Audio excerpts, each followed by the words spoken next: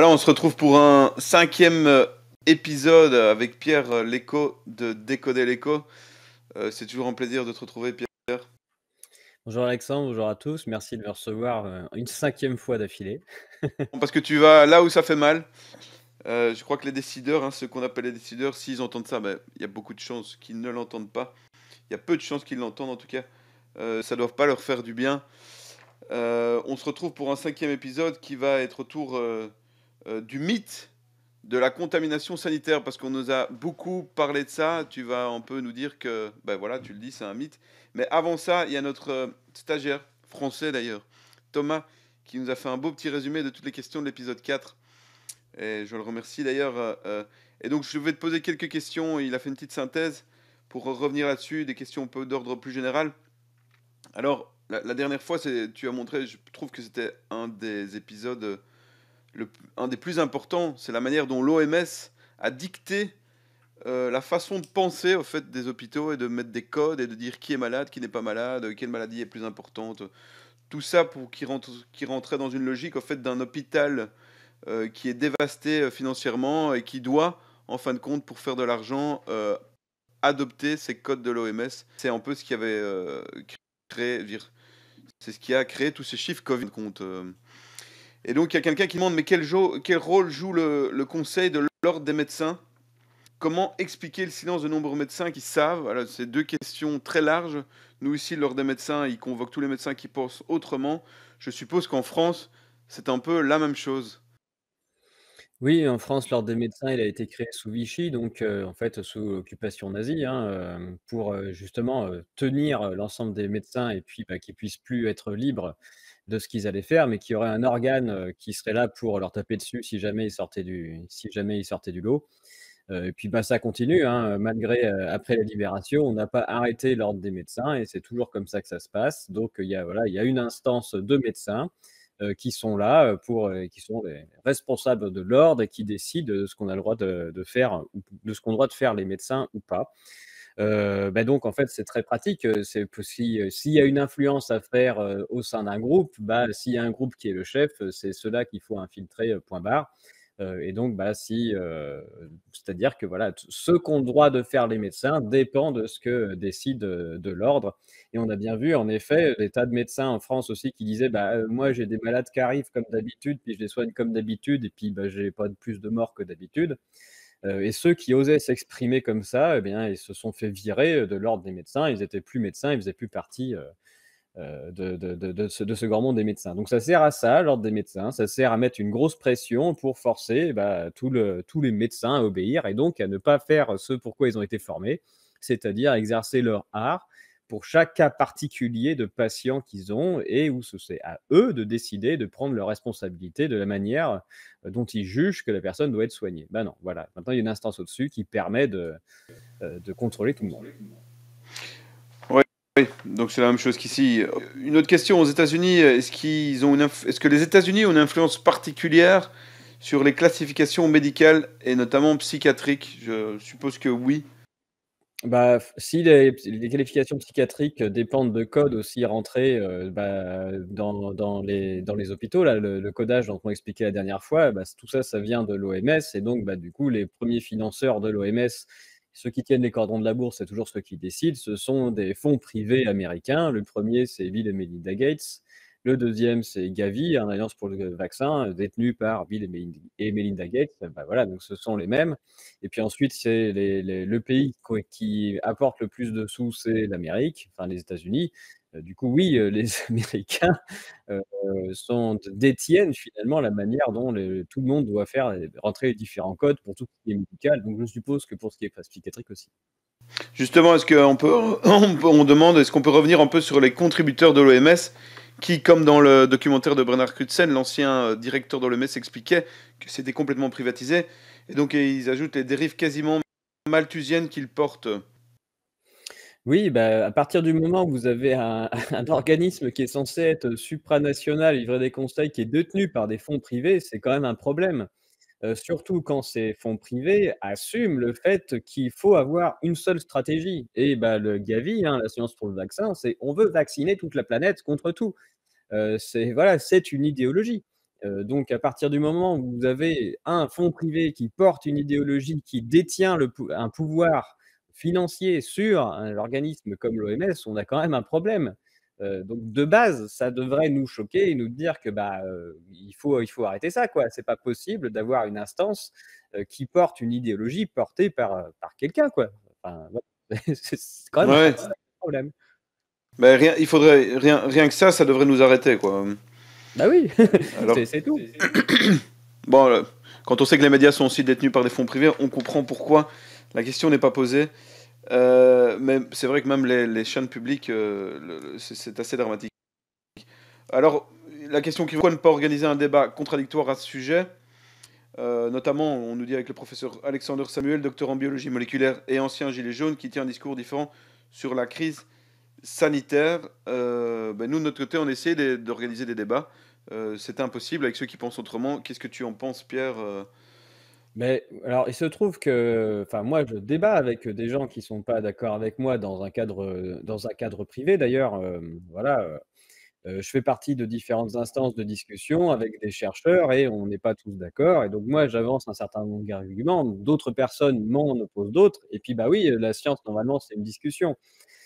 Sur le sujet dont on est en train de parler, il faut quand même se rendre compte qu'il y a une espèce de pensée dominante sur le sujet, pas du tout à cause d'un consensus scientifique, mais parce qu'il y a énormément de fonds privés.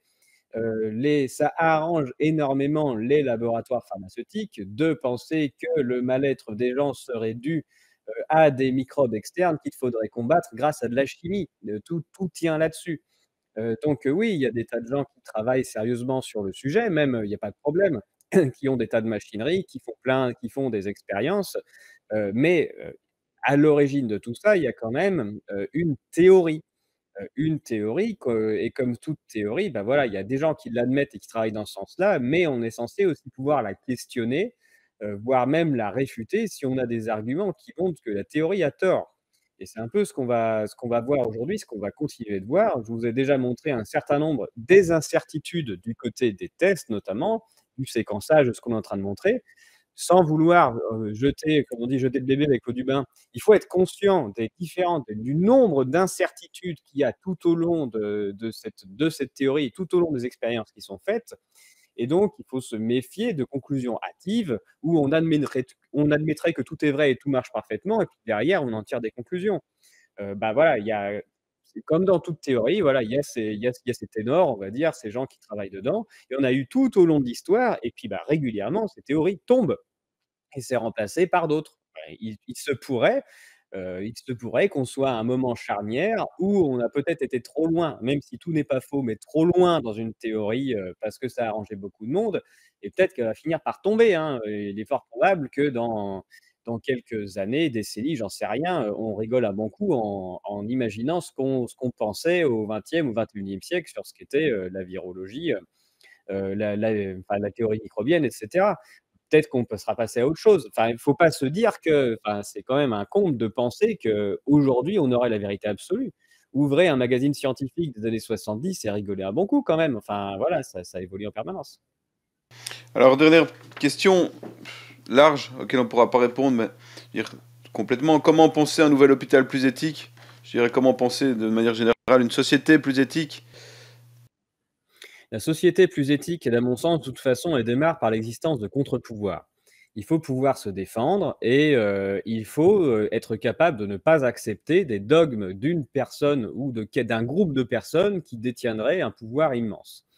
Là, en l'occurrence, on est dans une telle concentration de richesse mondiale de la part de quelques individus, et qui, de par leur richesse, décident d'un nombre immense de choses, même du point de vue de la santé, bien que le monde est aussi, on va dire, est aussi médiocre que ces personnes-là. Alors qu'en groupe, quand on peut se défendre et qu'on peut discuter et qu'on peut contre-argumenter, eh bien, ça se passe pas plus mal, quoi. Donc là, à mon sens, le problème et le manque d'éthique, il vient du fait que, le monde vit au rythme de quelques personnes qui ont trop de richesses et qui imposent une idéologie. Enfin voilà, on en est là. Donc la science n'avance pas parce qu'il y a une grosse pression, il y a du fric de la part d'individus uniques et qu'en effet, on sera plus éthique quand il y aura des contre-pouvoirs et qu'on laissera de se faire bouffer par quelques individus. Ça est déjà arrivé, hein, dans l'histoire, la Standard Oil Company a été démantelée, par les États-Unis, au début du XXe siècle parce qu'elle avait trop de pouvoir et qu'en fait, elle avait un pouvoir plus grand que l'État. Bien, on est dans une situation bien pire maintenant que ça, sauf qu'il y a personne qui a le courage politique, de s'opposer et de dire que ça suffit les conneries, quoi. Mais Ouais, c'est bien vers ça qu'il faut aller. parce que les gouvernements, cette fois-ci, sont totalement gangrénés par les intérêts, Oui, privés, donc oui, plutôt que d'arriver en concurrence avec le gouvernement, on a, finalement obtenu une fusion entre le grand capital, et la décision. Voilà, j'aime bien dire que, enfin Marx pensait que le communisme vaincrait le capitalisme, et le boufferait quoi, l'absorberait. Bon, il s'est passé un peu l'inverse, hein. Le capitalisme s'est dit que finalement le communisme c'était pas mal quelque part et qu'en prenant tous les pouvoirs, ils allaient pouvoir associer, enfin mettre en place la société qu'ils voulaient. Donc on a bien eu la fusion, mais pas dans le bon sens. Enfin pas dans le bon sens, pas dans le sens de Marx. rentrons dans le cœur de ce 5e épisode. Le mythe. Il y a plus de questions cette fois-ci, Pierre. Le mythe. Ah, c'est ça, hein, le mythe de la contamination sanitaire. Je crois on n'a pas mis de point d'interrogation. Oui, on va parler du mythe de la contamination, épidémique. Vous voyez mon écran? Épidémique, ouais, sanitaire, épidémique. 1re partie, juste on revient, on a montré qu'il y avait pas d'hécatombe nulle part. Deuxième partie, pardon, on a montré que les hôpitaux n'ont jamais été saturés.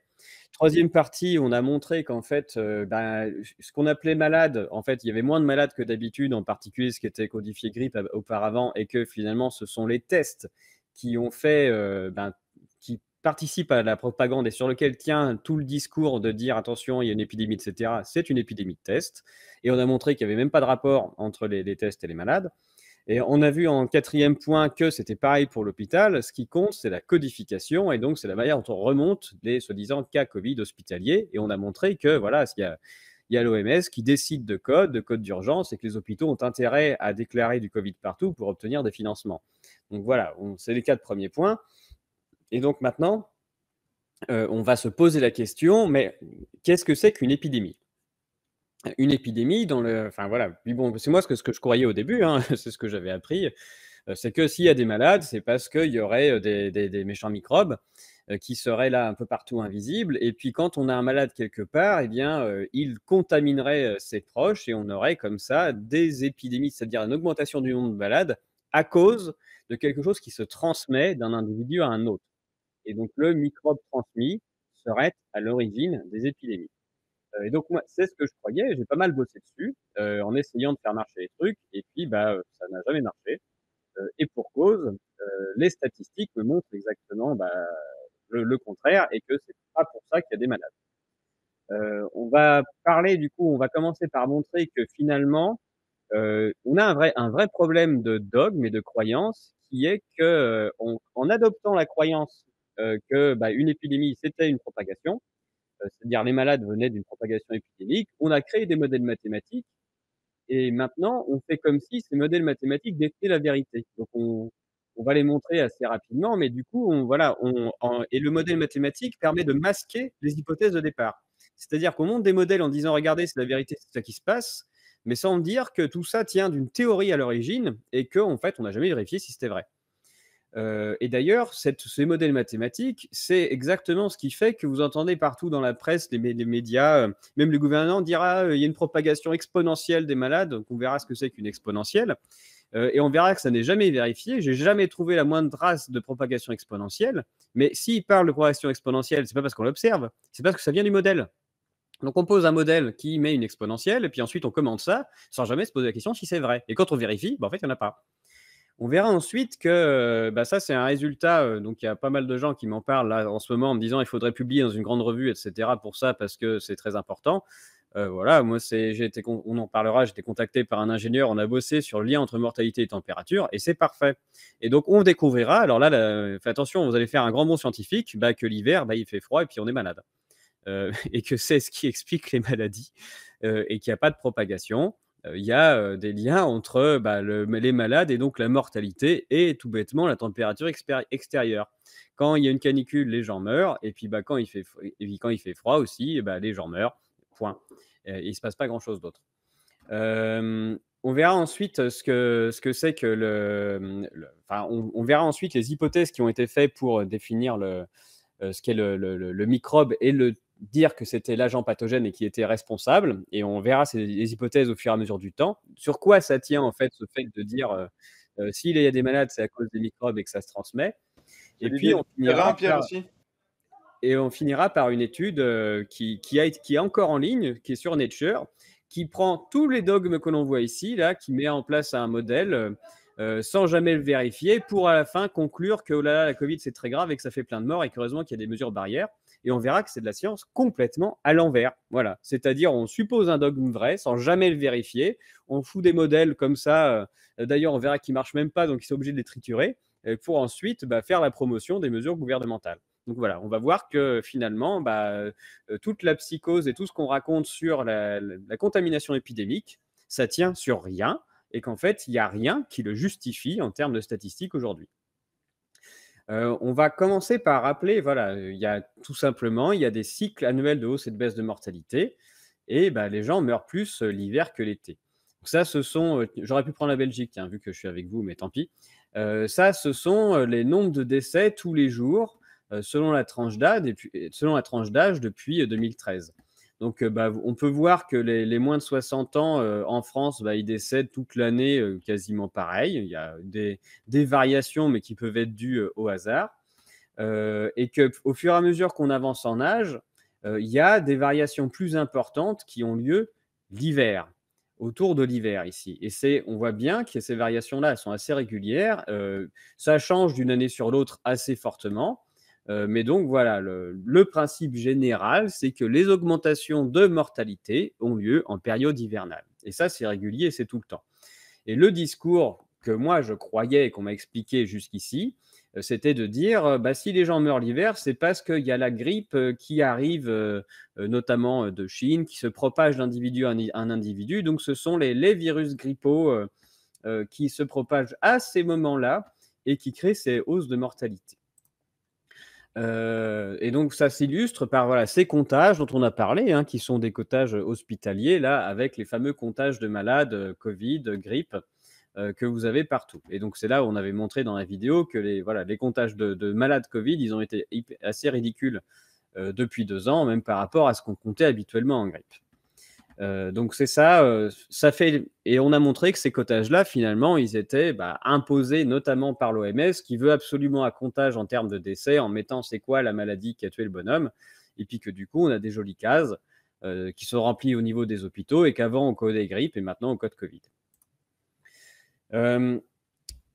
Ce principe-là, il a été ancré dans les têtes, ça date dès le début du XXe siècle, hein. Alors, le fait qu'il y ait des microbes, tout ça, on en reparlera, c'est bien avant. C'est plutôt du 19e. Mais au XXe siècle, au moment où arrive, c'est un essor des mathématiques et des statistiques, on commence à faire de la science à partir de modèles. Il faudrait revenir d'ailleurs, c'est vraiment de la science, mais bref, on commence à imposer des modèles mathématiques partout.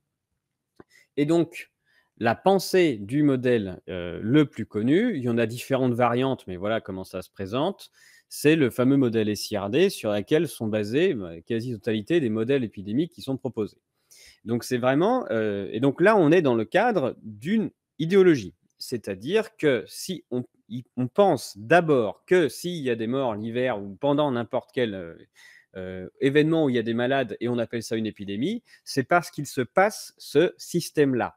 Donc c'est celui-là qu'on calque sur les morts et sur les malades et on dit, on sait que ça se passe comme ça. On n'a pas vérifié, mais on dit c'est comme ça. Et donc ce modèle-là, il est en 4. On considère que la population est en 4 morceaux. Il y a des infectés, donc qui sont des gens qui sont malades sous différentes formes, ou pas d'ailleurs. Il y a les susceptibles qui vont se faire contaminer tous les jours par des infectés, donc qui vont devenir infectés. Et le ratio de nouveaux infectés dans les susceptibles chaque jour, on dit que c'est alpha, hein. Il y a les infectés chaque infecté va contaminer alpha susceptible. Alpha, c'est un nombre. Pierre, Oui. les susceptibles, est-ce qu'on peut dire que c'est ceux qui ont un terrain plus faible, une immunité plus faible? Ce sont des gens dans la population qu'on considère qui peuvent être infectés. Ok. Donc il faut qu'ils puissent rencontrer les infectés. Selon les modèles, il y a différentes formes. Pour les modèles Covid, c'est très simple. Tout le monde était susceptible et tout le monde pareil. Voilà. Donc bref, il y a des Plus fois facile. des fois ils peuvent complexifier ça, mais là, c'était, tout le monde susceptible. Donc ce sont des gens qui sont pas encore malades mais qui vont l'être, ou qui peuvent l'être. Et puis les infectés, ils peuvent se rétablir. Et donc tous les jours, il y a une certaine part d'infectés qui se rétablissent.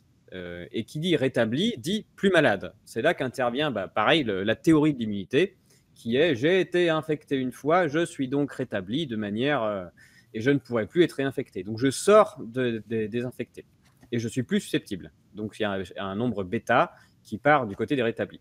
Et puis il y a un dernier nombre qui est nombre gamma qui décède. Et donc, il y a chaque jour, parmi les infectés, il y a un nombre gamma qui décède. Donc, plus il y a d'infectés, plus il y aura de décédés, évidemment. Plus il y a d'infectés, plus il y aura de rétablis chaque jour. Et puis, voilà. Donc, le jeu, c'est de dire, je sais que ça se passe comme ça, que ces constantes-là, elles existent. Donc, c'est toujours les mêmes. Voilà, il existerait des constantes mathématiques qui sont calculables. Et donc, à partir de données, nous allons pouvoir calculer ces différents paramètres. Et d'ailleurs, ces paramètres-là permettent ensuite de calculer ce qu'on appelle le R0, par exemple. Et donc, comment ça se passe le nombre chaque jour d'infectés, de décès, par exemple, bon, allez, je vais passer rapidement, mais on pose, à partir de ce modèle-là, ça conditionne les formules mathématiques. Et les formules mathématiques, à partir de ce modèle, il y en a 4. Le nombre de décédés chaque jour, c'est le nombre de décédés de la veille, plus gamma fois le nombre d'infectés. C'est ce qu'on a vu. Donc le nombre de décédés va augmenter en permanence. C'est le nombre de décédés de la veille, plus les nouveaux décédés qui étaient les infectés. Le nombre de rétablis, c'est le nombre de rétablis de la veille, plus bêta fois le nombre d'infectés de la veille. Donc voilà, on augmente tous les jours le nombre de rétablis d'un facteur bêta fois le nombre d'infectés. Les infectés du jour, c'est les infectés de la veille, moins ceux qui sont morts, moins ceux qui sont rétablis, et plus les nouveaux infectés qui sont une part des susceptibles, avec le coefficient alpha. Et puis les susceptibles, ce sont les susceptibles de la veille, moins ceux qui sont devenus infectés. Donc ça, voilà, de par ce modèle logique-là, on déduit les différentes formules mathématiques. Donc là, on a déjà tout dit. Une fois qu'on en est là, tout le reste en découle. C'est des maths, il n'y a plus rien à faire, et j'ai envie de dire toute l'arnaque, mais tout le modèle de pensée vient de ces 4 équations. Et ces 4 équations, on peut prouver qu'elles ne se résolvent qu'avec des fonctions exponentielles. Et donc, quand on vous parle d'augmentation exponentielle des malades, ça vient du fait qu'on vient calquer ce modèle-là qui donne ces équations et qui ne peuvent donner lieu qu'à des fonctions exponentielles. Donc, c'est là que ça vient. Ça ne vient pas de quelque chose qu'on aurait prouvé, qu'on aurait observé. Ça vient du fait qu'on calque un modèle, qu'on pense qu'il fonctionne forcément comme ça et qu'on ne va jamais le questionner. Voilà, ça fonctionne comme ça, point barre. Et donc, c'est des exponentielles, ne cherchez pas. Ouais, parce que quand tu vois les formules comme ça paraît quand même très approximatif, quoi. Bien, mais même chacun. C'est beau, hein, ça fait sérieux, mais. Ça fait très sérieux, et puis on dit qu'on est là, mais jamais on a prouvé qu'un infecté allait contaminer un susceptible. On ne sait pas si c'est vrai. On n'a jamais prouvé. On suppose que c'est vrai.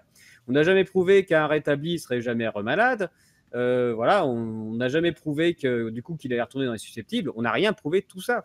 On colle le modèle comme ça. Et surtout, voilà, on n'a jamais prouvé que ce lien-là où on dit que les nouveaux malades, c'est lié à des malades qui les contamineraient, ça, c'est pas prouvé. C'est supposé vrai. Ouais. C'est supposé vrai. Alors là, on va faire un petit jeu. Donc, je viens de dire... Alors, Alexandre, je vais jouer avec toi. C'était mon cobaye. C'est juste pour vous montrer, en fait, le fait de poser ces équations qui disent forcément, du coup, c'est une exponentielle, c'est hyper fort. C'est hyper fort et vous allez voir la puissance d'une exponentielle. Alexandre, je te propose de te payer tous les jours, de te donner de l'argent. Tu as le choix entre 3 manières pour lesquelles je vais te donner de l'argent. Ouais. Soit je vais te donner de l'argent de manière linéaire, c'est-à-dire que tous les jours, je vais te donner 10 000 € de plus. C'est-à-dire que, et on va faire ça pendant tout le mois de juillet. C'est-à-dire qu'aujourd'hui, je te donne 10 000 €. Enfin, le 1er juillet, je te donne 10 000 €. Le 2 juillet, je t'en donne 20 000.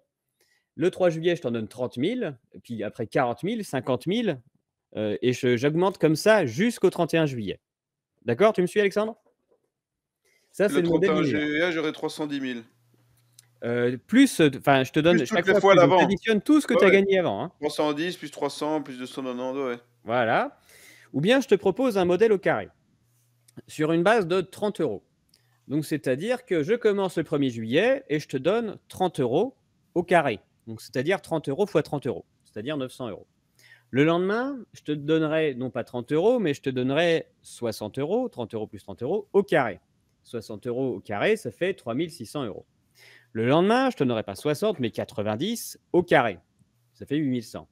Ensuite, le lendemain, je ne donnerai plus 90, mais 120 au carré.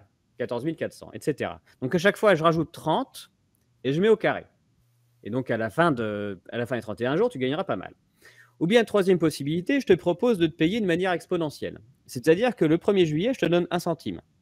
Le 2 juillet, je double, je te donne 2 centimes. Et puis, je double encore. Le 3 juillet, je te donne 4 centimes. Puis 8 centimes, puis 16 centimes, 32 centimes, et c'est 64 centimes, 1,28 €, etc. Eh bien, Alexandre, de quelle manière tu préfères être payé? De manière linéaire en commençant à 10 000, de manière au carré en commençant à 30, ou de manière exponentielle en commençant à 1 centime?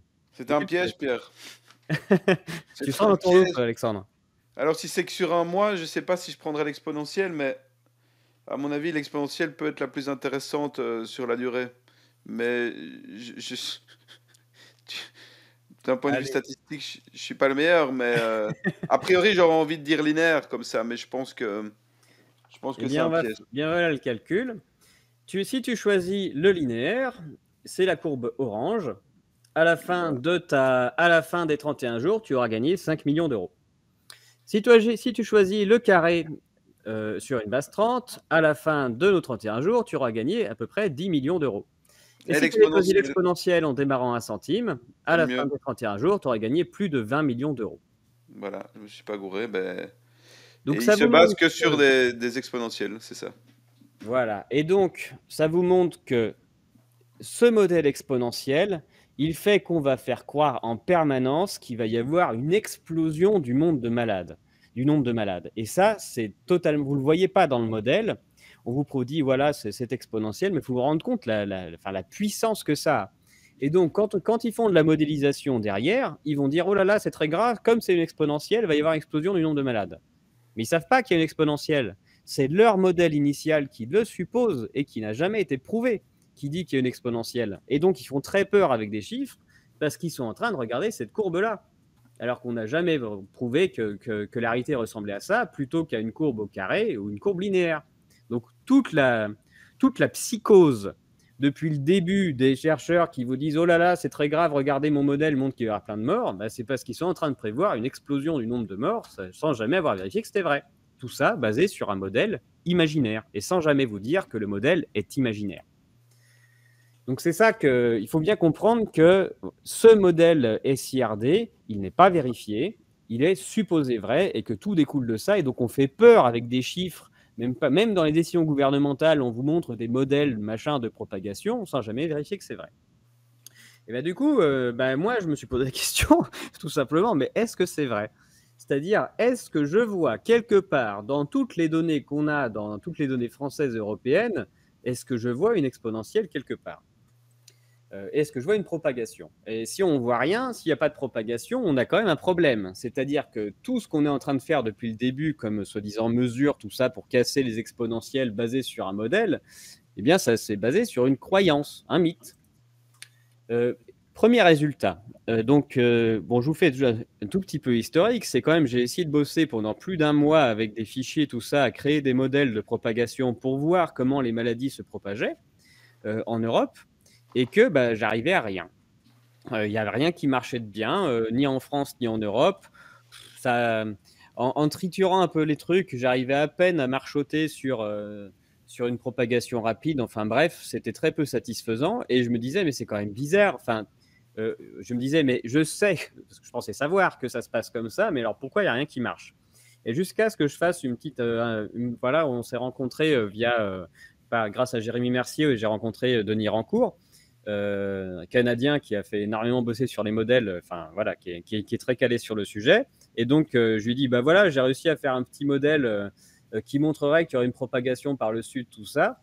Et il me fait, de but en blanc, ça faisait un mois que j'étais dessus, non, ton modèle, il est bidon. Je fais, ah oui, d'accord. Parce que il avait raison d'ailleurs, hein. C'était comme je voulais absolument trouver un résultat, j'avais choisi des trucs qui avaient l'air de coller. Et il me dit, il n'y a jamais eu, tu ne verras jamais de propagation exister nulle part. Les modèles sont faux. Et il m'a dit, juste regarde la mortalité dans les différents pays l'hiver, tu verras qu'il n'y a pas de propagation du tout. Les gens tombent malades et meurent en même temps. Et donc là, j'avoue que j'ai été complètement abasourdi qu'on puisse m'avoir répété pendant toute ma scolarité ou même ma vie ou même les médecins que des choses se diffusaient, alors que finalement, quand on a les données sous les yeux, c'est pas le cas. Et Donc là, tu je veux me suis dire, dit pour préciser, Pierre, tu veux Pardon? dire il voulait dire qu'il n'y a pas propagation parce que s'il y avait propagation, les gens ne mourraient pas en même temps, il y aurait des décalages dans le temps, et Oui, il notamment y dans aurait les des pays. vagues, enfin, tout bêtement.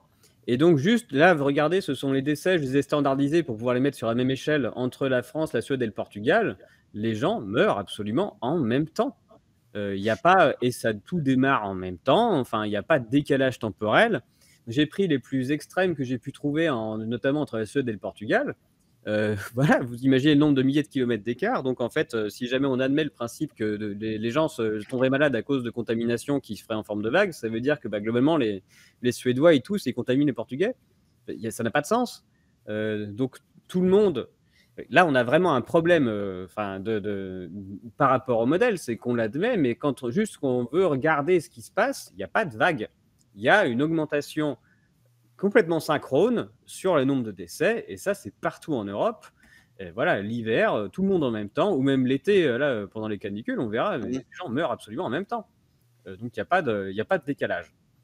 Et c'est le cas aussi, hein, même au sein de notre pays, au sein de la France, il n'y a pas non plus de différence et de vagues visibles. Là, j'ai pris l'Occitanie parce qu'il y a plein de départements.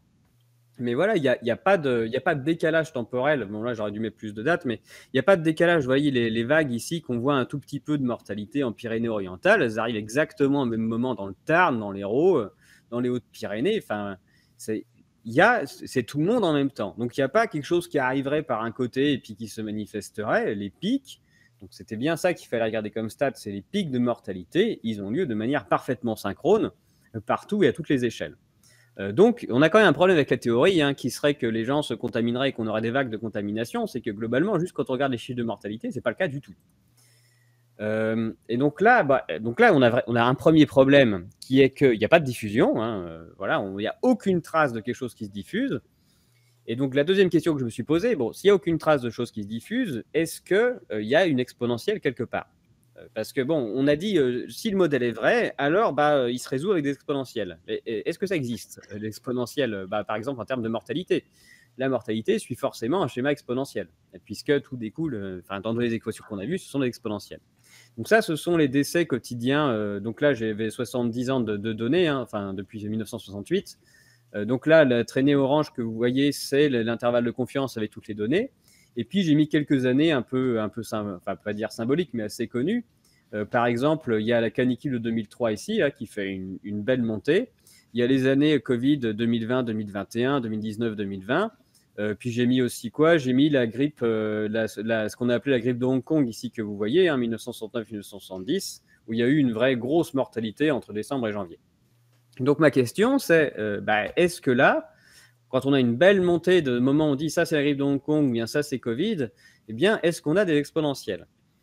Eh bien, pour savoir si on a une exponentielle, il y a une manière assez simple, c'est de calculer l'accélération. Bon, imaginez que vous êtes en voiture et qu'on vous dit que le chemin que vous faites là entre Paris et Marseille, ça fait la distance que vous réussissez à faire au fur et à mesure du temps, ça fait une exponentielle. C'est-à-dire que voilà, vous allez de plus en plus vite. Eh bien, ça va faire que si jamais c'est le cas, ça veut dire que votre vitesse est aussi une exponentielle, vous allez de plus en plus vite, et même que votre accélération est aussi une exponentielle. Tout ça s'appelle les dérivées. L'exponentielle a cette propriété que toute dérivée, c'est-à-dire quand on regarde le chemin, quand on regarde la vitesse, quand on regarde l'accélération, même la vitesse d'accélération, l'accélération de l'accélération, eh bien, ce sont toujours des exponentielles. Et donc, ce que je me suis dit, c'est voilà, est-ce que les augmentations qu'on voit d'un jour à l'autre, est-ce que même l'accélération du nombre de décès d'un jour à l'autre, est-ce que c'est aussi une exponentielle?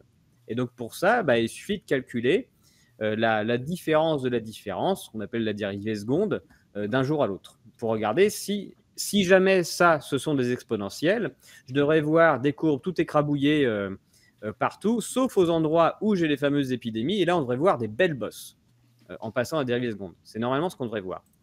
Bon, et ce qu'on observe, c'est qu'on voit plus rien. Sauf pendant la canicule de 2003. Donc là, on est embêté.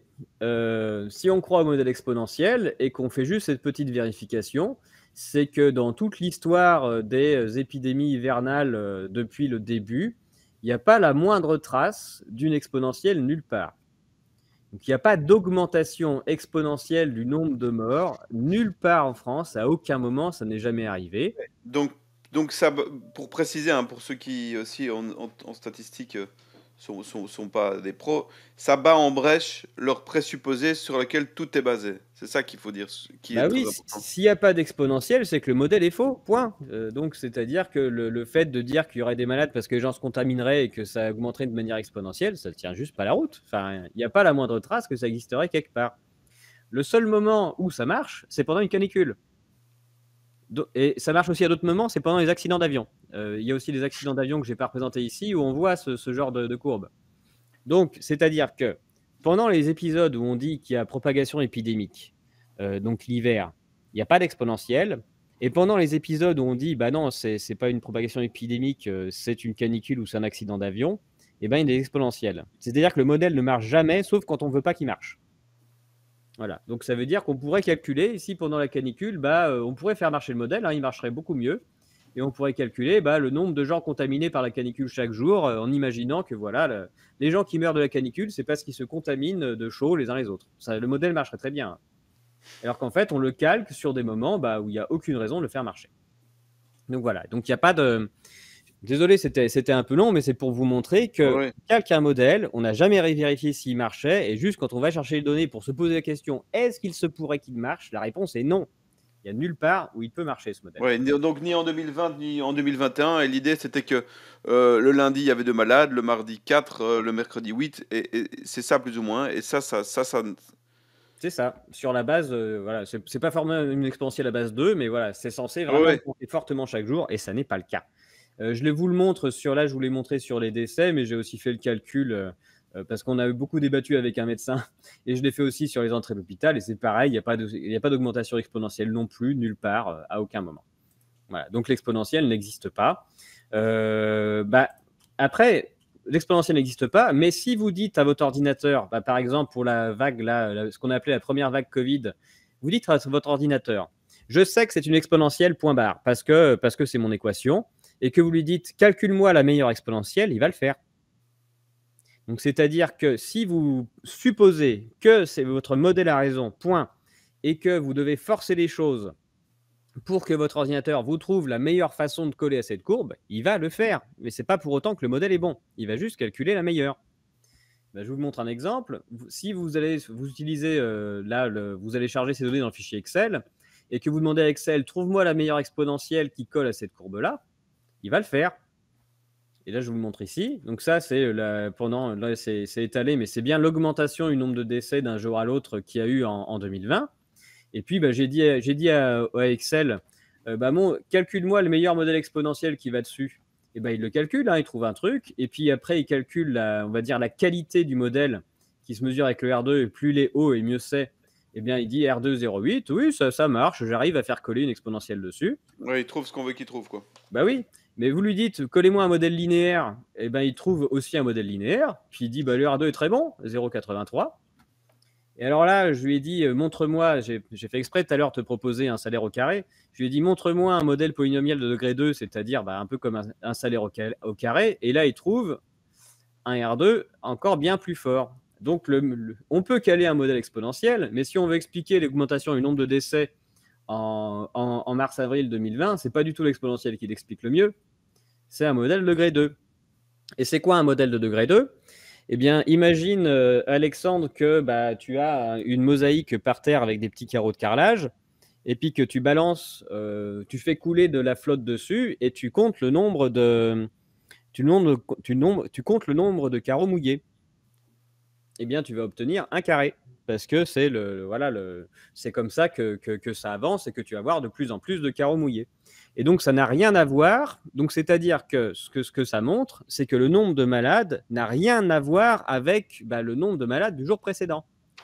Si jamais le nombre de malades chaque jour dépendait du nombre de malades du jour précédent, et donc il y avait une contamination, on aurait un modèle exponentiel. Mais ce que montre, si juste on regarde et qu'on se dit, bah, en fait, c'est un carré qui l'explique le mieux, c'est que le nombre de malades et donc le nombre de morts chaque jour ne dépend pas du nombre du jour précédent. Donc ça veut dire que bah, si ça ne dépend pas, c'est qu'on a un problème de la contamination. C'est que C'est globalement, aléatoire, quoi. le problème n'est pas la contamination, puisque le nombre de malades n'est pas du tout relié au nombre de malades du jour précédent. Et donc, sur notre modèle initial, est-ce que je l'ai montré? Non, je vais revenir un petit peu. Et donc, sur ce qu'on a montré là-dessus, eh bien ça, il n'y a absolument rien qui montre que c'est vrai. Qu'il y aurait que les infectés, c'est-à-dire les malades, dépendraient de susceptibles qui deviendraient infectés. Il n'y a aucune donnée qui va dans ce sens-là. Ça, c'est un peu un problème. Enfin, je trouve. Ouais, Je sais pas ce que d'où tu en penses. l'aspect assez révolutionnaire de cette information et de cette recherche, comme tu disais. Même si elle paraît banale comme ça, c'est quand même, ça remet complètement en question le mythe, comme tu le dis, de la contamination, quoi. Oui, oui, oui, complètement. Mais moi, j'ai été le premier surpris hein, de ça. Je pensais que c'était tellement, voilà, c'était tellement répandu et que tout le monde le disait que c'était forcément vrai et que tout le monde avait vérifié de manière sérieuse. Et en fait, je vois absolument rien qui permet de le justifier. Et il se trouve que bah, je l'ai dit dans une vidéo, voilà, que je trouvais qu'il n'y avait pas de rapport et que je me disais quand même, les gens meurent plus l'hiver, ce serait quand même vachement intéressant d'avoir accès aux données de température. Et puis, bah, c'était début 2021, je crois, il y a un ingénieur qui s'appelle Jacques Collin de Verdière qui m'a appelé, qui m'a dit, bah, moi, ça fait longtemps que j'ai envie de bosser dessus. Et il se trouve qu'en 2021, Météo France a mis à disposition de tout le monde bien les données de température tous les jours sur bah, plein de relevés, sur plein de communes en France. Et donc, on allait pouvoir travailler avec. Et donc, bah, j'ai bossé avec lui. Et bah, on a regardé s'il existait, si on pouvait montrer qu'il existait un lien entre la température qu'il fait et le nombre de morts, tout bêtement. Et donc le lien, il a été, mais enfin moi, j'ai jamais vu ça en termes de corrélation entre deux variables. C'est complètement exceptionnel à quel point ça marche. Et je me dis, mais c'est complètement fou qu'il n'y ait pas déjà des tonnes d'études qui soient sur le sujet, tellement c'est évident. Et bon, maintenant, en plus, ces données sont publiques. Bah donc, je pense qu'on est les premiers avec Jacques à l'avoir fait, à le diffuser. Donc, comme je disais, on pose la question, tu veux pas diffuser dans une revue scientifique, etc. On verra, on va peut-être essayer de le faire, mais bon, pour l'instant, on est occupé. Il paraît qu'on essaye de nous imposer des choses et qu'on se bat contre. Mais bon, pourquoi pas dans un avenir proche. Mais c'est incroyable à quel point tout ça, ça fonctionne. Donc là, ce que j'ai représenté, c'est pour les plus 90 ans en France, les décès tous les jours. Enfin non, les taux de mortalité, c'est plus précis que les décès. Pardon. En Et des bleu, c'est températures. le taux de mortalité des personnes âgées. Vous voyez qu'il varie au fur et à mesure des saisons, hein, on en a déjà parlé. Et puis en face, j'ai mis la température. Alors pour Ça que ce soit dans le suit. même sens, je l'ai inversé. Donc là, vous voyez, quand là vous êtes ici, on est au max, là, ici, on est à 0 degré. Et puis ensuite, là, c'est pas moins 5, c'est 5 degrés. Et puis ensuite, quand ça descend, c'est que là, bah, il fait bon. Là, tu vois, on est entre 25 et 30 degrés. Les gens sont assez confortables, il n'y a presque pas de mort. Mais vous voyez qu'à chaque fois qu'il y a une baisse de température, là on voit la courbe de rouge qui est en train de monter, ça veut dire que la température baisse, et eh bien j'ai mon nombre de morts qui augmente. Et que quand, bah, par exemple ici j'ai 2 vagues de froid en 2018, et eh bien j'ai 2 vagues de mortalité. Donc tout ce que les modèles qui ont été expliqués sur dire bah oui c'est parce que voilà il y a eu, les gens sont partis en vacances, ils se sont contaminés, puis après ils sont rentrés, ils ont été sages, et puis après ils sont recontaminés. Il y a plein de théories qui circulent là-dessus. En fait c'est juste qu'il y a eu 2 vagues de froid. Point. Et donc ça marche mais parfaitement. Et donc il y a un coefficient là je crois qu'il est en dessous, là je vois pas sur mon écran, que j'ai calculé, qui s'appelle le coefficient de Sperman. Voilà, la corrélation de Sperman qui dit qu'elle c'est conforme à 0,88%, mais c'est-à-dire que bah, dans presque 90% des cas, quand la température baisse, le nombre de morts augmente, et quand la température augmente, le nombre de morts baisse. Mais c'est un coefficient. Mais là, à ce niveau de corrélation, c'est complètement fou, c'est énorme, c'est juste bah, quasiment parfait. Donc voilà, c'est tout bêtement, bah, quand il fait froid, les gens meurent, et donc il n'y a pas du tout besoin de contamination, de principe de contamination. il y a des températures de confort où il se passe des choses, où les gens sont bien, et puis dès qu'il commence à faire froid, les gens meurent. Point. C'est tout ce qui est en train de se passer. Donc il n'y a pas besoin de faire intervenir le principe de contamination là-dedans. Donc Je... on peut penser que maintenant, cet été 2022, il va y avoir, avec certaines vagues de chaleur, des augmentations de mortalité Mais bien sûr, qui vont nous mettre sur le dos du Covid. mais quand il y a une canicule, il y a des morts, et puis quand il fait froid, il y a des morts. On en parlera plus tard, mais aussi quand on s'occupe pas des gens, ils meurent, ils ont tendance à mourir aussi, hein. On fera donc les décisions stratégiques de mesures qui sont prises et leurs implications font leur lot de morts, et on le détaillera dans la vidéo suivante. Et tout ça, c'est documenté, hein. Mais bref, voilà. Donc ça, c'est bon. J'étais assez abasourdi. Je m'attendais pas du tout à avoir ce niveau-là de corrélation, tellement c'est parfait, quoi. Donc, je sais, c'est pas forcément la température qui tue les gens, hein. Pendant que la température baisse, c'est aussi le moment où l'air s'assèche. Il y a des différences de pression. C'est aussi le moment où les gens allument leur chauffage. Donc l'air s'assèche, notamment le chauffage électrique, l'air s'assèche encore plus. Chauffage électrique, ça fait qu'on met partout un gros champ électromagnétique partout dans la maison. Moi, je sais pas du tout quelle est la cause de la mortalité. La seule chose qu'on voit, c'est qu'on ne fait pas du tout intervenir le moindre principe de contamination là-dedans, hein. C'est directement corrélé à la température, c'est-à-dire aux conditions extérieures. Point. Juste pour aller un peu plus loin, hein, en fait, ça marche tout le temps. Donc, je vous ai montré depuis 90 ans que la corrélation est juste parfaite. On est à 0, quasiment 0,90.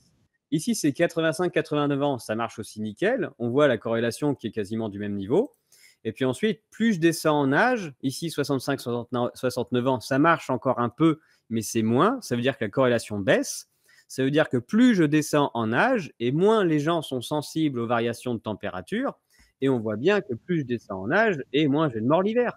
Donc, ce sont les personnes âgées principalement qui décèdent l'hiver, et ce sont les plus sensibles aux variations de conditions extérieures. C'est tout ce qu'on voit. Et à partir du moment où on est sur les plus jeunes, après, du coup, ils meurent plus du tout l'hiver pendant les variations de température. Et du coup, ça veut dire que les variations de décès d'un jour à l'autre, c'est ce qu'on appelle du bruit en statistique, c'est-à-dire qu'on ne peut pas l'expliquer. C'est le hasard normal des choses. Donc, quand on était au plus de 90 ans ou plus de 85 ans, le hasard, c'est quasiment zéro, hein. C'est-à-dire qu'il y a un nombre de décès quotidiens qui est déjà assez fort pour cette tranche d'âge, et les variations s'expliquent quasiment parfaitement par la température, et il reste un petit hasard statistique. Et plus on baisse en âge, et plus finalement c'est le hasard statistique qui compte, et moins les températures comptent. Voilà. Et voilà pour l'explication. Et donc pour les plus de 90 ans, pour tous les âges, ensuite, une fois qu'on sait ça et que c'est parfaitement corrélé, pour le coup, on peut faire un modèle. Un modèle qui consiste à dire, en fonction de la température, j'essaye de prévoir le nombre de décès. Et j'ai fait un modèle, donc ça c'était avec Jacques, on a décidé de passer sur un modèle gamme, c'est-à-dire un modèle polynomial d'ordre 10. Enfin, ça c'est du détail. Bon, de toute façon, à partir du moment où on fait un modèle, on dégrade l'information, hein, puisqu'on la résume. Mais le modèle, il marche quand même pas trop mal. Là, vous voyez, ça, c'est notre modèle en noir de nombre de décès en fonction de la température. Et puis ça, c'est la réalité des petits points. Et ça marche quand même pas trop mal. Donc, ça marche quand même bien au milieu. On a un R2. Quand on regardait tout à l'heure la précision en regardant juste les variations de température, on était à 0,90. À partir du moment où on passe au modèle, on dégrade, c'est normal. Le modèle est moins bon que la réalité, tout bêtement. Et donc, on est à 2 à 0,7, qui est considéré comme excellent quand même. C'est quand même un excellent modèle. Et c'est normal qu'il soit moins bon, parce que dans la vraie vie, il se passe plein de choses, hein, notamment, par exemple, ici, vous voyez que j'ai des sauts de mortalité. Voilà, il suffit. Quand il fait un peu plus froid, tout d'un coup, bing, le nombre de décès, il augmente très fortement. Et ça, quand on fait un modèle, on va forcément mal le modéliser. Vous voyez, cet énorme saut de mortalité quand le froid arrive, on le voit pas. Ou bien, par exemple, finalement, une mortalité plus faible. Comme les gens meurent qu'une fois, après une première vague de froid, on risque d'avoir moins de morts pendant la deuxième parce que les plus fragiles sont déjà partis. Voilà, il se passe tout un tas de choses dans la vraie vie qu'un modèle aussi simple que celui qu'on a fait ne va pas expliquer. Mais quand on est à 0,7, c'est déjà excellent, et c'est bien mieux que la plupart des modèles qui sont utilisés dans les études scientifiques, hein. Bon, bref. Et voilà ce que ça donne. Donc ça, vous avez en bleu les vrais taux de mortalité des plus de 90 ans en France, et en rouge, c'est le modèle qui est estimé juste avec la température. Vous voyez que c'est quand même pas mal, hein. quand vous comparez ça par rapport à ce qui est diffusé dans les papiers scientifiques, on est quand même hyper précis, hein. On est vraiment bon et on n'a pas fait grand-chose. On a juste dit, voilà, on considère qu'il y a un lien, polynomial, on ne s'est pas occupé des effets de seuil et cetera. On a pris le modèle le plus bête possible et ça marche déjà parfaitement. Donc le fait que personne n'ait diffusé là-dessus jusqu'ici, c'est quand même assez exceptionnel, quoi. À quel point c'est voilà, c'est simple en fait, évident et puis ça marche, quoi. Et donc voilà, là, j'ai essayé. Donc ça, c'était niveau français. Et puis bah, si on le fait par département, ça marche aussi. Regardez, ça c'est le département du Nord. Bah voilà, ça marche nickel. On a des augmentations de décès dans le département du Nord qui sont liées aux vagues de froid. Ça marche parfaitement. Donc même si les vagues de froid sont plus fortes dans certains territoires qu'à d'autres, le modèle continue de marcher partout. Ça, c'est pour les Bouches-du-Rhône où il fait un peu plus chaud. Bah, ça marche quand même. On a vraiment bien les bonnes vagues au bon moment. Enfin voilà, on est juste parfait. Donc, on a un modèle qui a été calqué initialement, voilà, qui est un modèle mathématique où on dit ça marche forcément comme ça, on vérifie pas. Derrière, on dit bah, c'est forcément des exponentielles partout, et en fait, on en trouve nulle part. Et tout bêtement, si on regarde ce qui se passe avec la température, ça marche nickel. Donc là, on a quand même un problème de croyance générale du fonctionnement des malades, où on fait croire qu'il s'agirait que le problème, c'est la contamination, quand on voit que bah, le problème, c'est globalement la température, c'est-à-dire bah, quand on est dans des conditions plus difficiles, les gens ils ont tendance à tomber malades. C'est tout ce qui se passe. Et du coup, la contamination, c'est rien, ça ne rentre pas en compte. C'est un modèle qui est complètement calqué et qui ne rentre pas du tout en compte dans le fait que les gens tombent malades. Peut-être que ça existe, hein, j'en sais rien. Mais en tout cas, d'un point de vue macro, en tout cas, c'est complètement invisible et c'est pas du tout un problème de santé publique. Mais il y a des études, hein, qui ont déjà eu lieu par le passé et qui montrent déjà que globalement ça marche pas. Il y en a plein, j'en montre, il y a le théorème du moustique aussi, enfin bref, il y a tout un tas de trucs qui ont déjà été faits depuis le début du XXe siècle où les gens se sont posés des questions et on a quand même plein d'indices pour dire que, bah, finalement tout ça, c'est surtout, bah, un modèle calqué, une croyance et puis qu'on se base que là-dessus. Il y a notamment l'expérience Rosno. Là, on est en pleine épidémie, du coup, il faut mettre des guillemets partout maintenant, de grippe espagnole.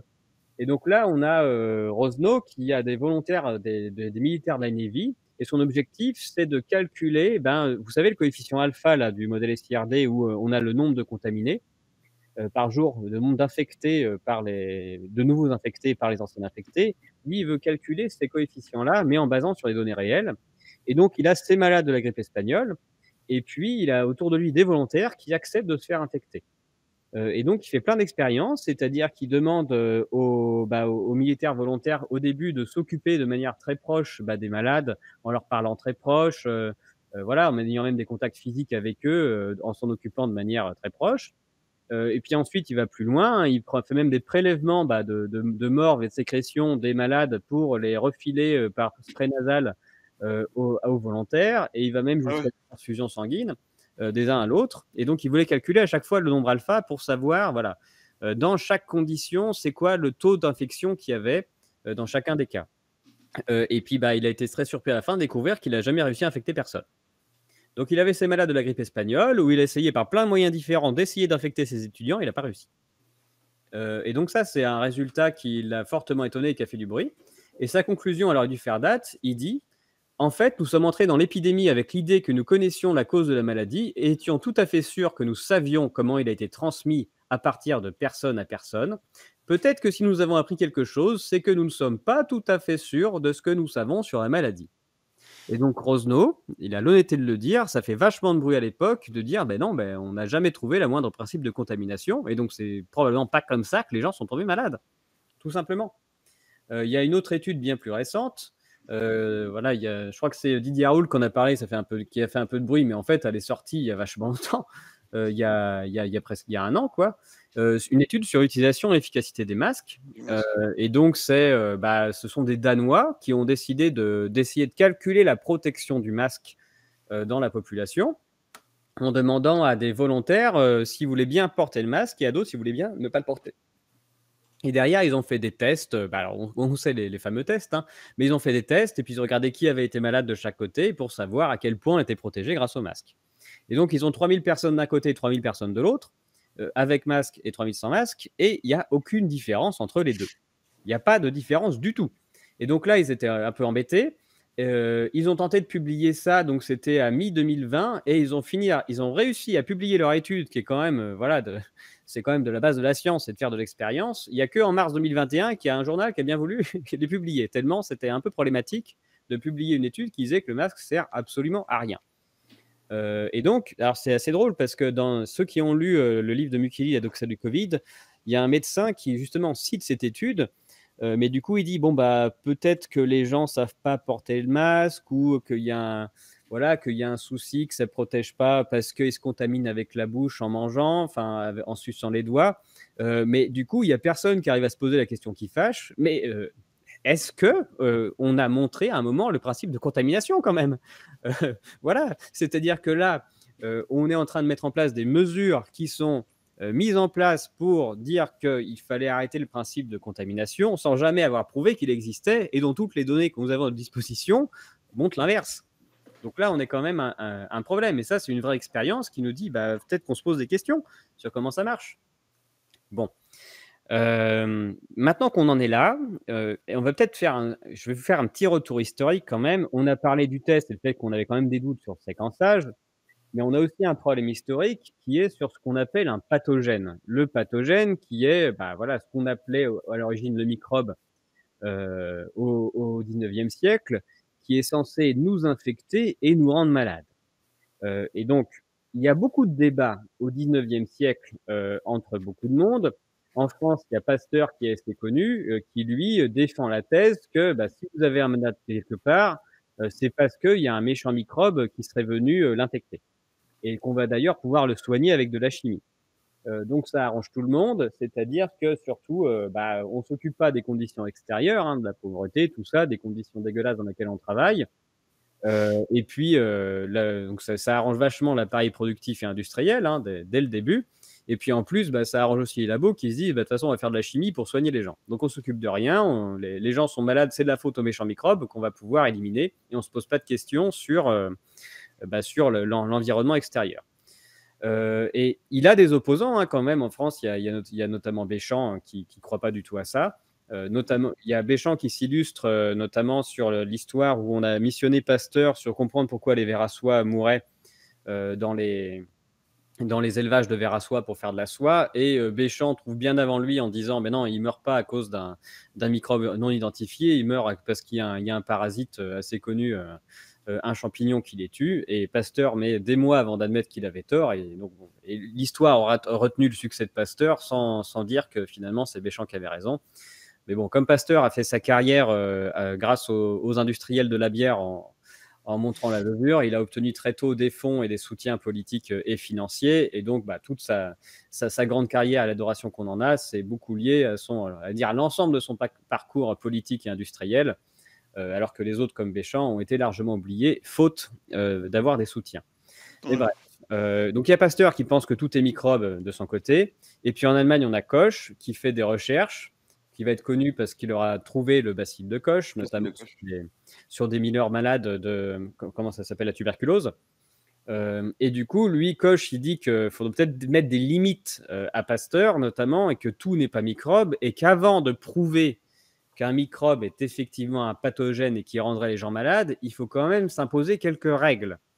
Et donc, il définit, enfin, c'est plutôt son professeur qui définit 4 règles, mais on retient ces règles-là sur les postulats de Koch. Et donc, il dit il y a au moins 4 règles, qui est que le micro-organisme qui rendrait les gens malades doit être présent en abondance dans tous les organismes souffrant de la maladie, mais il est absent des organismes sains. Donc, c'est-à-dire qu'il y aurait voilà, une bijection. Hein. Ce sont les malades qui ont le micro-organisme et il n'y en a pas chez les sains. Et ça prouve que c'est vraiment le micro. Enfin, ça prouve pas, mais ça, c'est une condition pour montrer que le microbe en question est vraiment un pathogène et que c'est ça qui rend malade. Deuxième condition, le micro-organisme doit pouvoir être isolé.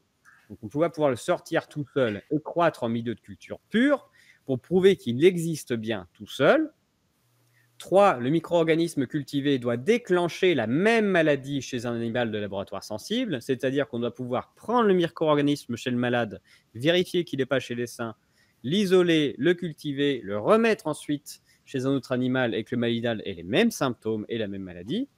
4, le micro-organisme doit être à nouveau isolé du nouvel organisme autre rendu malade, puis identifié comme étant identique à l'agent infectieux originel. On doit pouvoir montrer que c'est bien lui qui a rendu malade et qu'on le retrouve encore après.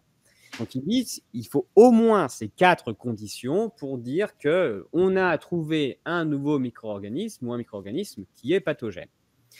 Ces 4 conditions sont ce qu'on appelle nécessaires et non suffisantes. On peut très bien, et notamment Koch qui a trouvé le bacille, en disant bah voilà, j'ai trouvé le bacille de Koch chez les tuberculeux dans les mines, voilà, que j'en trouve pas, en tout cas pas de manière importante chez les non tuberculeux. J'arrive à l'inoculer ensuite chez des animaux qui ensuite ont la tuberculose et puis je le retrouve. Ça ne prouve quand même toujours pas à ce stade que c'est bien le bacille qui a rendu malade les gens. Les gens au fond des mines, ils respirent un air dégueulasse. Il est tout à fait possible que l'air vicié au fond des mines font que les bacilles qu'ils ont sur eux finissent par se développer et finissent par les bouffer. Et donc, qu'on en retrouve en abondance en même temps qu'ils ont la maladie appelée la tuberculose, sans pour autant que ce soit le bacille qui est décidé tout seul de se développer, mais que c'est plutôt les conditions dans les mines. Et après, quand on prend des bacilles et qu'on en injecte en quantité dans nos animaux, on les rend malades aussi, mais en effet, il n'y a personne qui s'injecte volontairement des bacilles en quantité. Et donc, même ces 4 conditions ne prouvent pas qu'on a bien la cause de la maladie, mais elles sont des conditions minimales à prouver que quelque chose est pathogène. Et ces conditions-là, qui sont initiales, elles ont un problème, c'est que les virus n'en respectent aucun. Donc tout ce qu'on regarde depuis le début, ce qu'on appelle virus aujourd'hui et la manière dont elles sont séquencées, Koch n'aurait jamais dit que ce sont des pathogènes. Et donc pour pouvoir les faire entrer dans des pathogènes, on a fait des petites améliorations, des changements sur ce qu'on peut appeler pathogène. En 1937, la définition a changé et on a dit l'agent est associé à la maladie avec une certaine régularité statistique. Ça veut dire que bon, tout le monde peut en avoir et que des fois on est malade, des fois on n'est pas malade. On peut isoler cet agent, le cultiver en milieu approprié et reproduire la maladie avec une certaine régularité, dans un essai contrôlé. Et expérimentalement, même si la maladie n'apparaît pas, l'apparition des anticorps témoigne de l'action du virus. Et donc là, on a déjà 2 belles entorses qui sont faites, où en fait, on n'a même plus besoin de prouver qu'on est tout le temps malade et que les sains n'en ont pas. Donc voilà, des fois il y a des malades, des fois il y en a pas, et on se sert des stats. Et donc ça, c'est vraiment déjà une grosse entorse qui quand même pose énormément de problèmes de preuve. Et puis en plus, ici, on n'a même pas besoin d'être malade, il suffit de trouver des traces de ce qu'on a injecté dans le corps, et on appelle ça des anticorps. Donc là, on est quand même en train de vachement assouplir la définition pour réussir à faire rentrer tout un tas de choses dedans. Celle-là, elle me fait beaucoup rire. Elle a été proposée en 1957. Et donc, les nouvelles définitions, c'est il faut établir la réalité de l'agent viral et décrire ses caractéristiques. Donc, établir la réalité, c'est très rare, c'est très large. On peut imaginer des tas de choses, des tas de manières d'établir sa réalité sans jamais l'avoir isolé ni montrer qu'il était vraiment là. Faire la preuve qu'il provoque la maladie ou du moins apporter une preuve immunologique de son action, c'est comme tout à l'heure. Bon, il faut quand même prouver que peut-être ça rendrait malade des gens ou bien trouver des traces d'anticorps même si les gens n'ont jamais été malades, donc c'est-à-dire une trace qu'il a été présent, mais alors qu'il n'y a pas de malade non plus. Et la dernière, une des meilleures preuves étant la mise au point d'un vaccin spécifique dont l'efficacité est démontrée par des essais contrôlés. Bon, alors ça, c'est génial. C'est vraiment super, c'est-à-dire que il n'y a même pas besoin de commencer à avoir une maladie qu'on a déjà un vaccin. C'est-à-dire que voilà, vous n'avez même pas prouvé que vous connaissez la raison d'une maladie, mais vous allez pouvoir commencer à commercialiser un vaccin et puis à faire des essais. Et puis les essais contrôlés, on sait ce que ça vaut aujourd'hui. Donc ça c'est assez magique, 1957. Bon, c'est quand même une parenthèse. Maintenant, depuis 1996, il y a un certain consensus, une nouvelle définition. Alors, c'est pas un consensus parce qu'il y en a beaucoup qui disent que c'est le postulat de Koch initial qui prime, mais bref. Donc là, utilisé par les virologues notamment. Et donc là, ce qui est intéressant dans cette nouvelle définition, c'est que on parle plus du tout d'organismes qui pourraient être isolés, sortis et puis qu'on pourrait le montrer. Mais on parle plus que de séquences nucléiques. Donc ça, c'est ce que je vous ai montré quand on a parlé des tests, c'est-à-dire que on regarde des bouts de séquences, on voit s'ils sont présents, puis statistiquement, si on montre un certain lien avec la maladie, on dit que c'est ça l'agent pathogène. Et donc voilà, il y a quand même dans la définition une petite garde-fou ici, la séquence nucléique du micro-organisme doit être retrouvée dans la plupart des cas de la maladie, quand même. Donc, c'est-à-dire que quand on a des gens malades où on dit « Ah oui, ça, c'est les symptômes de la maladie », il faut quand même que dans la plupart des cas, il y ait quand même le virus qu'on cherche. Et deux, la séquence nucléique du micro-organisme ne doit pas être retrouvée, ou seulement rarement, chez les individus indemnes. Voilà. C'est quand même de dire, bon, si on a le virus, il faut quand même que les gens soient malades. C'est très large. Voilà, mais quand même, là, il faut quand même que les malades, ils aient quand même quasiment tous le virus, et que les non-malades, quand même, faut quand même qu'ils l'aient pas. Bon, après, il y a tout un tas de trucs en dessous que vous pouvez lire, mais juste, je m'arrête un peu sur les 2 premières conditions. Je vous rappelle le tableau qu'on a vu. On a vu dans les statistiques françaises que ce qu'on appelle les symptomatiques et les asymptomatiques, donc si on, voilà, vérifions juste que le SARS-CoV-2 répond à la définition moderne, qui est pourtant extrêmement large de ce qu'est un pathogène. Alors regardez combien est-ce qu'on a ici de négatifs symptomatiques. Donc c'est-à-dire des gens qu'on dit « Ah oui, oui, ça c'est les symptômes de la Covid-19, mais le test est négatif », et de positifs symptomatiques. Mais regardez, on a en permanence quasiment autant de négatifs que de positifs chez les symptomatiques. C'est quand même un problème. On est censé avoir quasiment aucun négatif symptomatique. C'est dans la définition. Enfin, ça, c'est pas normal. Et on regarde la deuxième condition. Regardons les positifs chez les asymptomatiques et par rapport aux positifs chez les symptomatiques. Et là, vous voyez, pareil, on en a autant.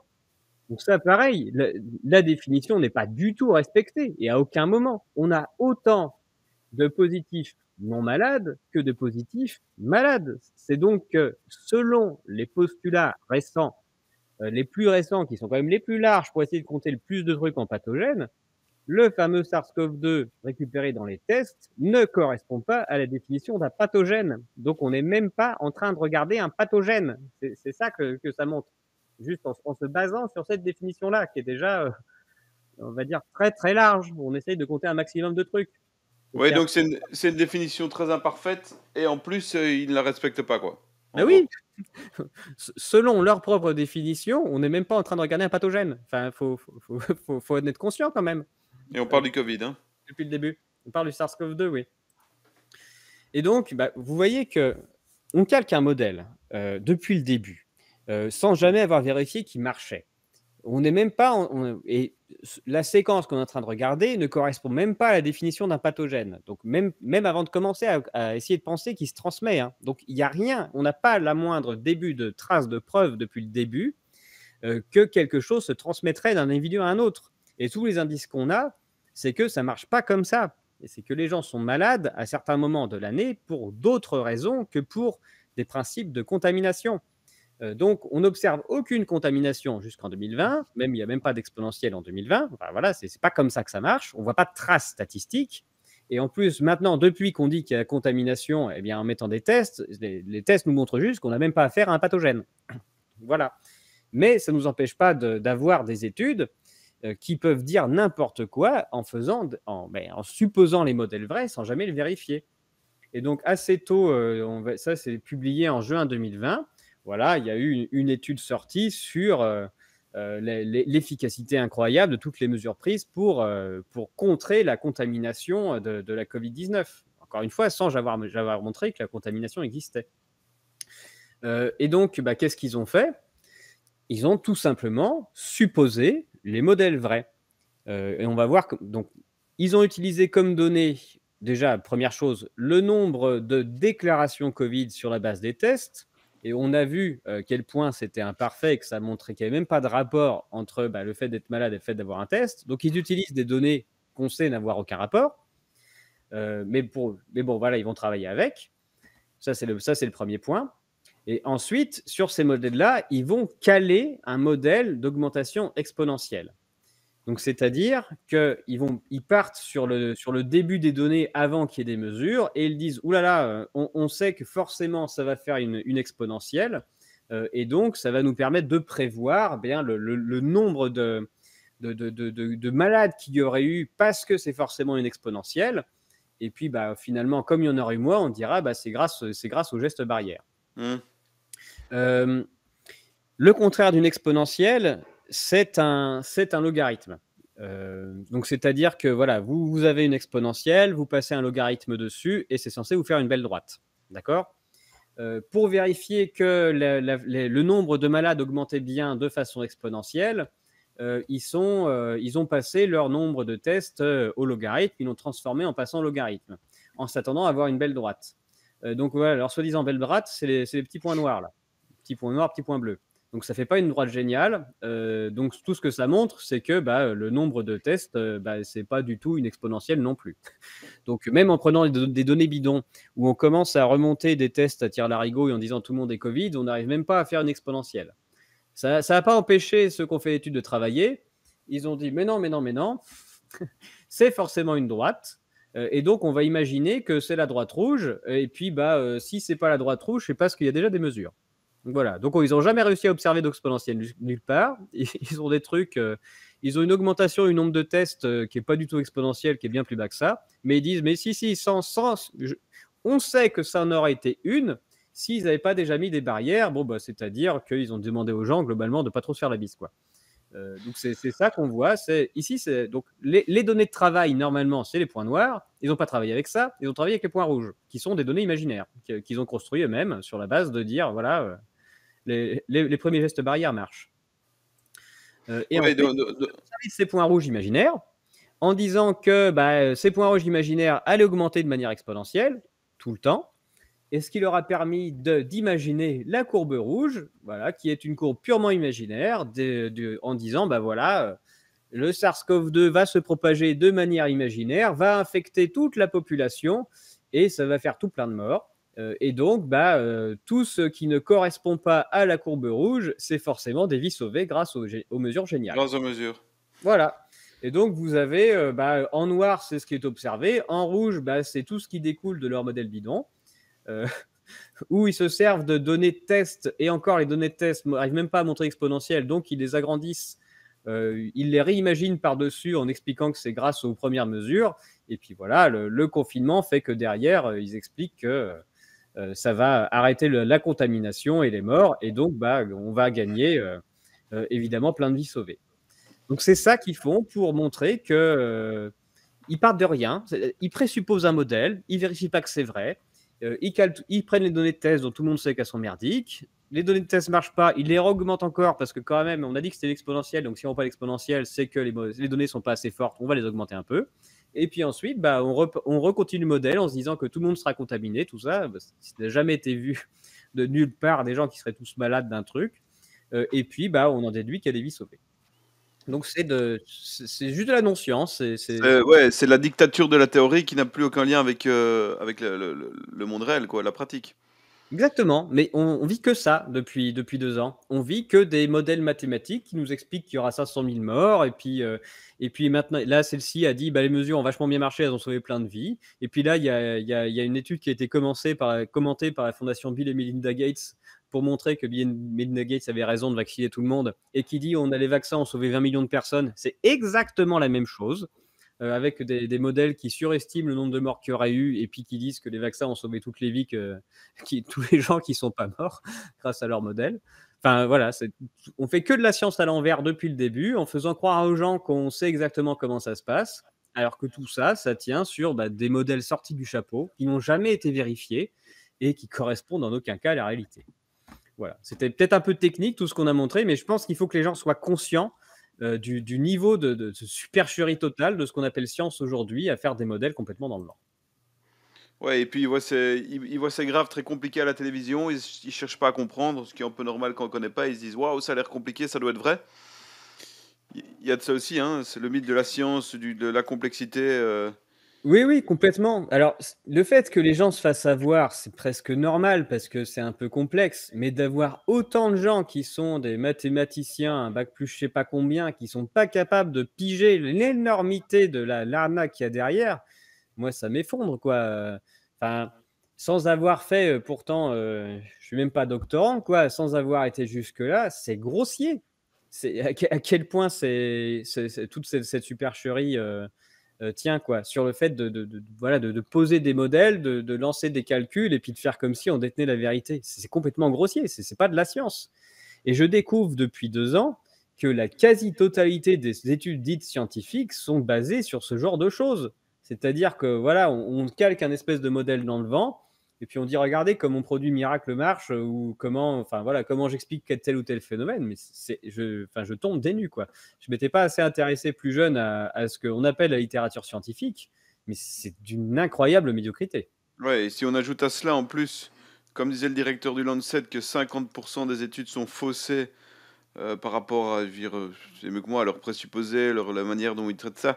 Mais si on rajoute en plus celles qui sont supposées bien faites, mais qui au fait se basent sur des présupposés totalement faux, on en est à une science qui est vraiment une religion, en fait, qui n'a plus aucun lien avec la vérification des faits, la tentative de vraiment comprendre le monde et comprendre, dire le monde, comprendre ce qui nous entoure, quoi.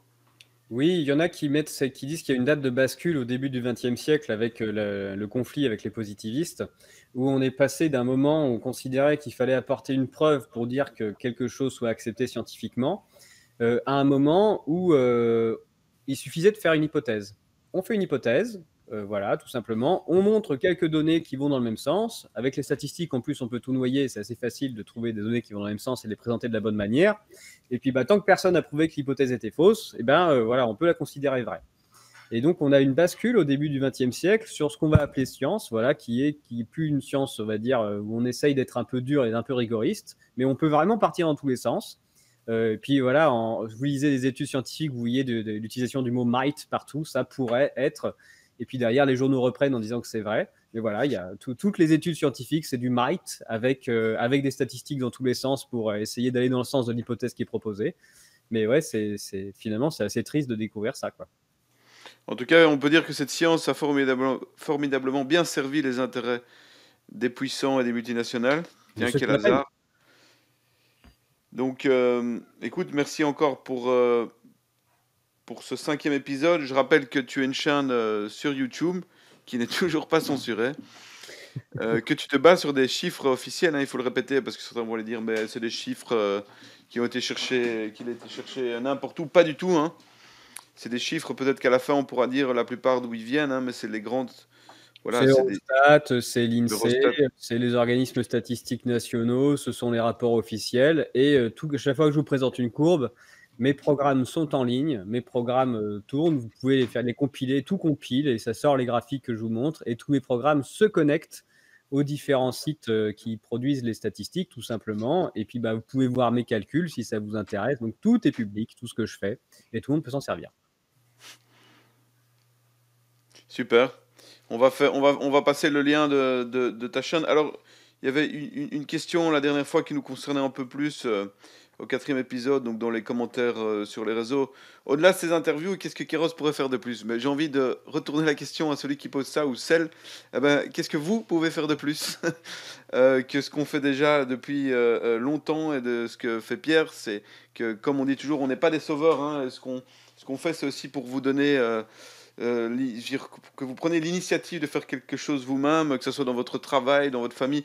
Par exemple, la vidéo d'aujourd'hui, mais aussi la précédente qui est excellente et les autres, ben, vous faites semblant, vous allez en famille, vous faites semblant d'aller regarder le dernier James Bond, mais vous leur passez un épisode de Fabrique de la panique et braquage des comptes publics que tout le monde devrait voir. Mais voilà, c'est un peu d'humour, mais c'est la vérité aussi.